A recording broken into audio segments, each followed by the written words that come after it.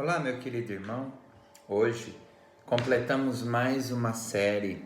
Desta vez foi o tema de família. Gostaria de relembrar algumas características marcantes de cada família bíblica analisada para reforço do nosso aprendizado.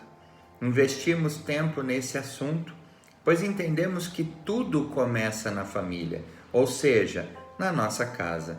O nosso desejo é que os altares do lar sejam restaurados, altar da comunhão, que é representado pela mesa, onde precisamos nos reunir em volta da mesa como família e realizarmos as nossas refeições nela e juntos, pelo menos uma refeição por dia. A família precisa desse tempo de comunhão, do partir do pão, de se relacionar, de conversar, de interagir, de poder se abrir e também ouvir o que os demais membros da família estão vivendo e recebendo. Estamos vivendo tempos onde os itens de entretenimento são muito fortes, como redes sociais, aplicativos de música, e as pessoas estão ficando cada vez mais egoístas e individualistas e esfriando seu interesse pelo próximo, a iniciar dos de casa. O altar de adoração também, que é o nosso tempo dedicado a adorar ao Senhor em família, através das devocionais, dos momentos de louvores, momentos dos cultos caseiros, periódicos, onde as famílias estarão reunidas para investir tempo em aprendizado da palavra de Deus e do Deus da palavra, através de experiências, momentos de intercessão e etc. A adoração é um estilo de vida. Sendo assim, o primeiro lugar que devemos praticar é dentro da nossa casa, pois lá fora tudo o que acontece é como uma extensão daquilo que eu consigo praticar dentro da minha casa e com minha família. Se não for assim, podemos estar vivendo uma grande mentira e não conseguirmos sustentar isso por muito tempo. Tem também o altar da intimidade, que é o tempo que temos de intimidade com o nosso Senhor. E o casal também no leito sem mácula, vivendo a intimidade. Intimidade vai muito além de sexo. Tem muitos casais que praticam o sexo, porém não conseguem viver em intimidade. Intimidade tem a ver com relacionamento, cumplicidade, verdade, sinceridade, respeito, o desejo de querer fazer as coisas juntos e viver como uma só carne, pois esse foi o projeto original de Deus para o casal, que formaria a família. Sabemos que a história bíblica é construída em torno das experiências de diversas famílias. Então esse tempo que dedicamos foi para aprender que elas eram muito semelhantes às nossas e que estiveram sujeitas às mesmas experiências que nós, onde, em alguns casos, levaremos como um aprendizado positivo, pois foram bons exemplos de superação, de dedicação e devoção ao Senhor, mas em muitos casos um aprendizado de que não precisamos passar pelas mesmas situações, pois o fim delas foram trágicos, bem como suas consequências para as famílias. Entendemos que a família é o grande projeto de Deus para o indivíduo e que serve como uma forma de aprendermos a lidar com Ele como sendo o nosso Pai. A primeira família estudada foi de Adão e Eva, e eles representam a graça divina que envolve a família. Vimos a formação do lar como a manifestação da graça divina, a consolidação da família sendo um processo continuado, a família como uma instituição que sofre ameaça sim desde o início da criação. Depois analisamos a família de Noé, onde a temática foi que há esperança para a família. Podemos sim ser um canal de bênção para a nossa família e nem sempre podemos evitar a tragédia, mas podemos sim nos preparar para ela. As tribulações e tragédias também podem ter diversas origens, mas devemos saber como enfrentá-las e sob a orientação de Deus e sempre contando com a sua graça. Depois veio a família de Abraão e Sara, e a história bíblica acerca deles demonstra o valor da aliança de Deus para com a família. A fé e a obediência a Deus, eles devem ser valores inegociáveis na família. Os conflitos familiares acontecem e devem ser administrados com paciência e sabedoria. E a integridade moral é uma marca da família que honra a Deus. E o futuro dos filhos deve ser submetido à direção do Senhor. Na sequência veio a família de Ló, onde o tema central desta família que analisamos é que escolhas erradas podem ser fatais. As escolhas das famílias devem ser criteriosas, escolhas ambiciosas podem produzir frustrações, escolhas erradas podem ter consequências fatais. Aí eu te pergunto, qual tem sido a tua orientação? Você tem buscado a Deus para orientá-lo? Que possamos viver esta rotina de buscarmos a direção de Deus antes de qualquer decisão, para que a preservação da nossa vida e da nossa família aconteçam. A temática que abordamos na família de Jacó foi sobre os problemas familiares e a bênção de Deus. A família é ameaçada quando despreza o modelo bíblico de casamento da monogamia. A família é ameaçada quando o ciúme impera. E as famílias, elas sob ameaça, podem ser sim abençoadas por Deus se souberem lidar com essas ameaças. A próxima família traz aspectos positivos na vida de um homem que foi um pai exemplar e também marido, que foi Jó. E a temática que abordamos foi sobre o sacerdócio no lar, o exemplo paterno de fidelidade a Deus, onde a construção dos relacionamentos familiares foram saudáveis e que o exercício da função sacerdotal por parte do pai, chefe da família, foi um exemplo. E depois veio a família do sacerdote Eli, que nos apresenta um modelo muito conturbado e errado de como criar filhos, e as consequências foram muito fortes. Vimos que a falta de disciplina pode arruinar a família e que o serviço prestado a Deus não substitui de forma alguma a piedade e o temor. A disciplina é fator decisivo para evitar o declínio da família. E apesar do fracasso de muitas famílias, há esperança para a instituição familiar. Há esperança para a sua família, meu irmão, minha irmã.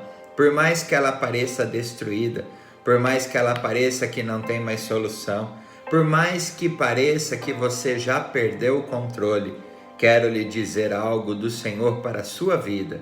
Sua família é um projeto de Deus que nasceu para dar certo, assim como você.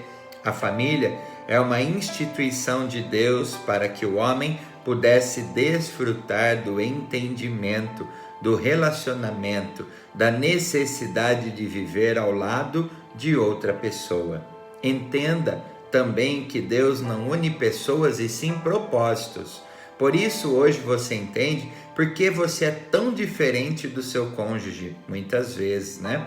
Somos pessoas diferentes, temos as nossas divergências, mas estamos debaixo do mesmo propósito. O lema que nós precisamos viver em todas as casas e buscar essa verdade em nossa comunidade é que estamos na mesma casa com a mesma causa. Ore pela sua família, peça ao Senhor para que ela seja tudo aquilo que Ele projetou para que ela fosse, e mesmo que ela ainda não tenha alcançado este lugar, creia, você ainda viverá esse tempo que o Senhor tem para ela. Na sequência, aprendemos também com as experiências da família do rei Davi. E o que aprendemos foi que a responsabilidade dos pais na educação de seus filhos é intransferível, que boas intenções não bastam para promover a estabilidade da família e que a omissão dos pais pode produzir estragos irreversíveis na família. Que a responsabilidade dos pais em relação aos filhos é sim intransferível, porque muitos pais transferem a terceiros a responsabilidade da educação e confrontação dos filhos. Esse não é um procedimento correto. Para quem estamos transferindo a nossa responsabilidade? Estamos transferindo para o cônjuge, para a igreja, para a escola, para a babá, para os avós, para os vizinhos, para os amigos dos nossos filhos, para a influência das redes sociais, que são terríveis, para algum traficante ou outro influencer? A pergunta é incômoda, mas tem que ser feita. Para quem estamos transferindo a nossa responsabilidade? Precisamos reconhecer que nós, como pais, temos uma única responsabilidade e que é intransferível. Vimos também sobre uma família com bons exemplos, que é o da Sunamita. E o assunto que abordamos é sobre 3 características que são marcantes nesta família: dedicação, provação e bênção. Vimos que a hospitalidade, deve ser praticada pela família e que existe o infortúnio da morte, é uma realidade que atinge a qualquer família. Agora, um caminhar com fé é um desafio à família. E essa família manteve firme a sua fé e esperança, e depois das provações, as bênçãos do Senhor se manifestaram para suprir todas as necessidades.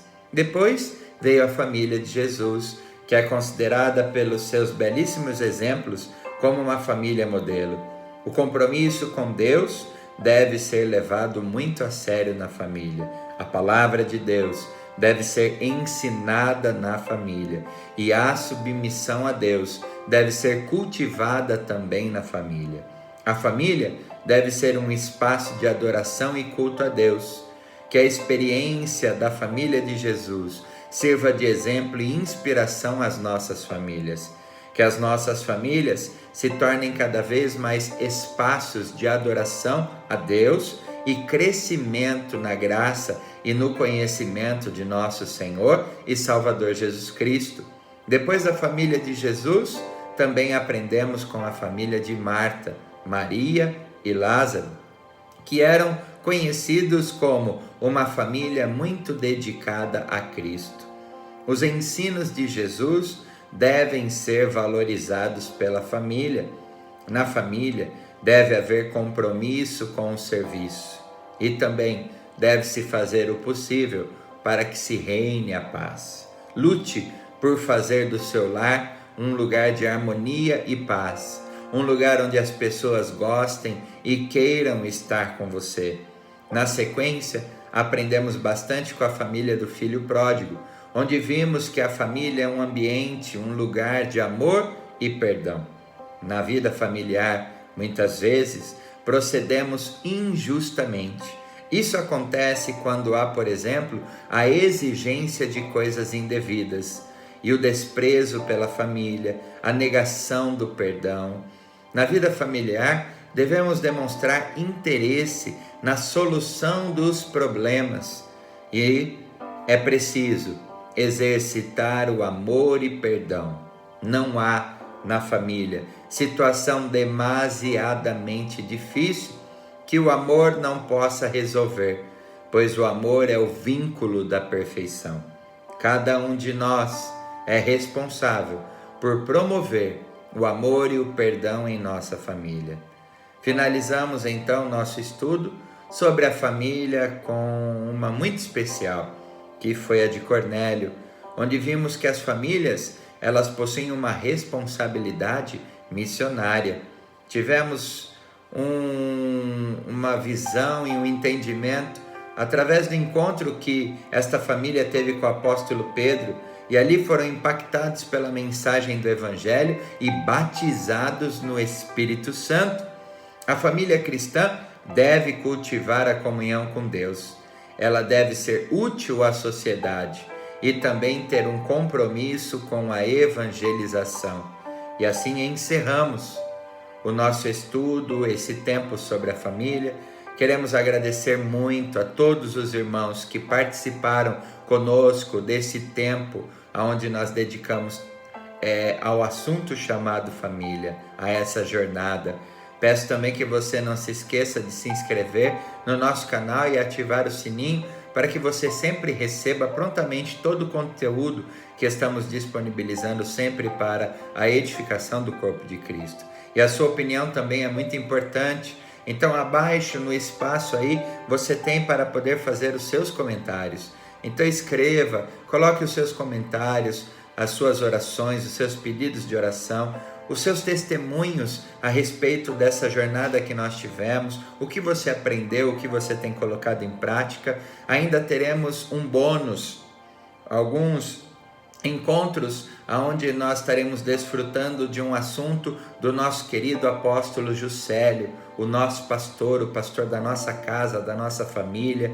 E eu quero abordar esse tema tão valoroso que o nosso querido pastor Juscelio tem dedicado às famílias. E eu quero utilizar um material que ele disponibilizou para nós há pouco, num estudo que nós tivemos juntamente com ele, para que possamos também passar para vocês este conhecimento.